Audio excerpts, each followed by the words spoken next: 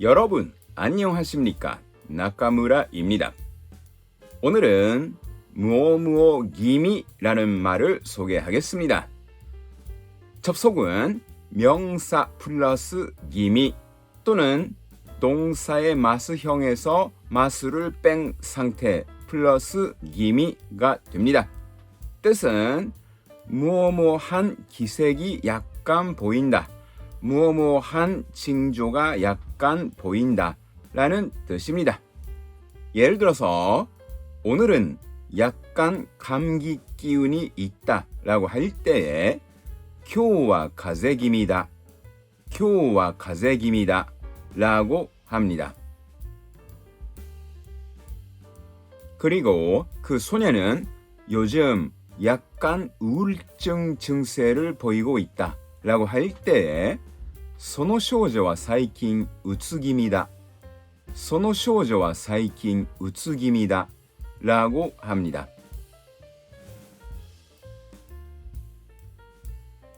기미라고 할 때는 방치하면 상황이 더 악화될 수 있는 가능성이 있는 경우에 씁니다. 감기 기운이 있다, 가세기미다 라고 할 때에 금방 약을 먹지 않으면 그 감기 증상은 악화될 것이며 우울증의 징조가 보인다, 우츠기미다 라고 할 때도 방치하면 본격적인 우울증이 되어버릴 것입니다. 방치하면 상황이 더 악화될 것이다 라는 의미를 지니는 것이 무오무오 기미라는 표현입니다. 그리고 어제 야근을 했기 때문에 오늘은 약간 피로가 남아있다 라고 할 때에 昨日残業をしたので今日は疲れ気味だ昨日残業をしたので今日は疲れ気味だ라고 합니다.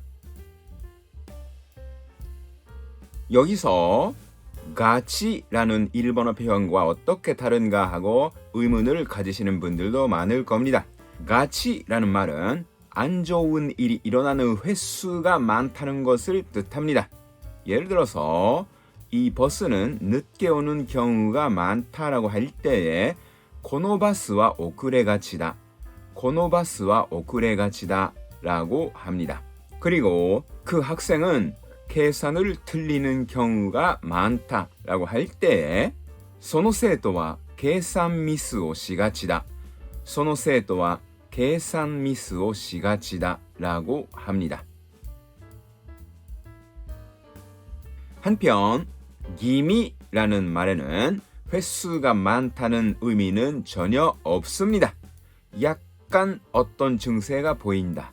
약간 어떤 징조가 보인다라는 의미밖에 없습니다.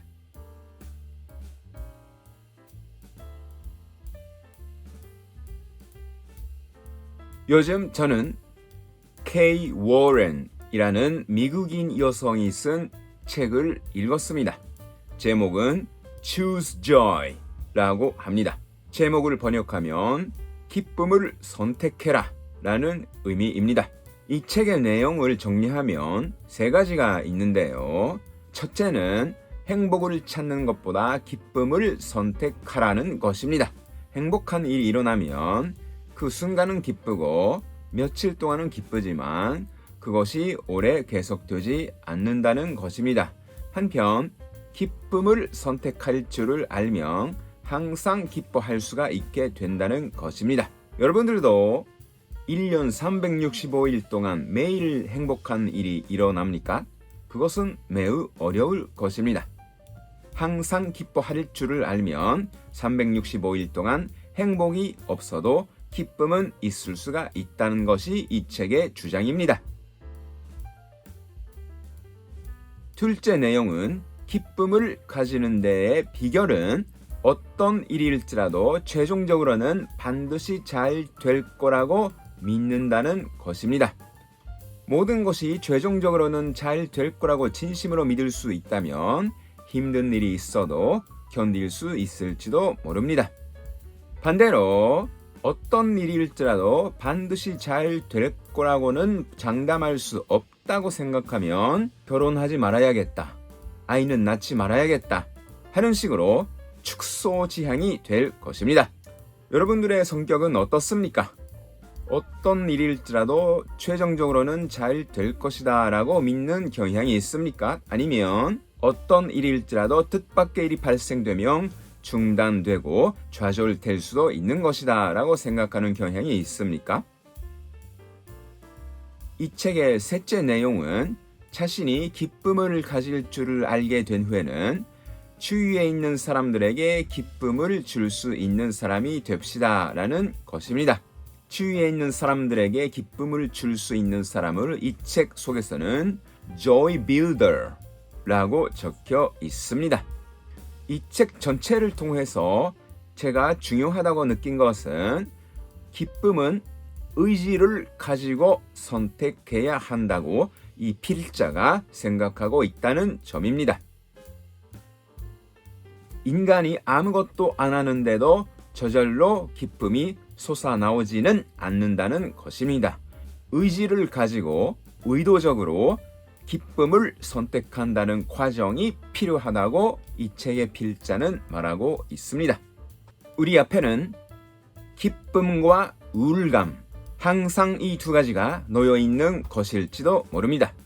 그리고 우리는 순간순간마다 우울감을 선택하거나 기쁨을 선택하고 있는 것일지도 모릅니다. Kay Warren이라는 미국인 여성이 쓴 Choose Joy, 기쁨을 선택해라 라는 책에 대해서 설명드렸습니다. 오늘은 여기까지 하겠습니다. 여러분 또 뵙겠습니다.